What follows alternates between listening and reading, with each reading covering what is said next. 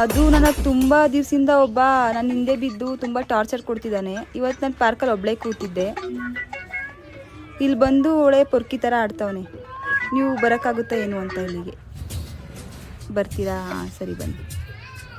ಬರ್ತಿದ್ದಾರೆ. ನಿಮ್ಮ ಅಪ್ಪ ಬಂದು ಏನು ಮಾಡ್ತಾರೆ? ನಾನೇ ಒಪ್ಪಿಸ್ತೀನಲ್ಲ ನಿಮ್ಮ ಅಪ್ಪಂಗೆ ಆಲ್ರೆಡಿ ನನ್ಗೆ ಗೊತ್ತು. ಇರಿ ಬರ್ತಿದ್ದಾರೆ, ವೇಸ್ಟ್ ಮಾಡ್ತೀರಾ? ಕಾಯ್ತೀನಿ, ಎಷ್ಟು ದಿನನೇ ಕಾಯ್ತಿದ್ದೀನಿ. 5 ನಿಮಿಷ ಕಾಯೋಕ್ಕಾಗಲ್ವಾ ನನಗೆ? ಬರಲ್ಲ ಬಿಡ್ರಿ ನಿಮ್ಮಪ್ಪ. ನನ್ಗೆ ಪ್ರ್ಯಾಂಕ್ ಮಾಡ್ತಿದ್ದೀರಾ ನೀವು? ಯಾಕೆ? ಯಾವ ಪ್ರ್ಯಾಂಕ್ ರೀ ಮಾಡ್ತಿದ್ದೀರಾ? ಪ್ರ್ಯಾಂಕ್ ಮಾಡೋಗಿದ್ರೆ ನಾನೇ ಇಲ್ಲಿ ಬಂದು ಮಾತಾಡ್ತಿದ್ದೆ, ನಿಮಗೆ ಪ್ರಪೋಸ್ ಮಾಡ್ತಿದ್ದೆ.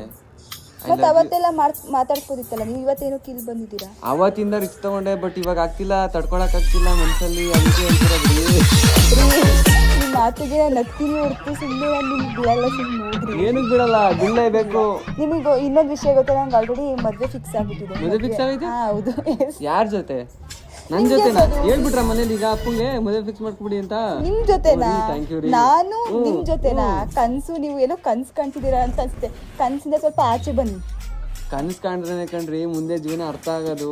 ಕನ್ಸಿಂದ ಫಸ್ಟ್ ಆಚೆ ಬನ್ರಿ. ನಾನು ಮದುವೆ ಆಗ್ತೀರಿ.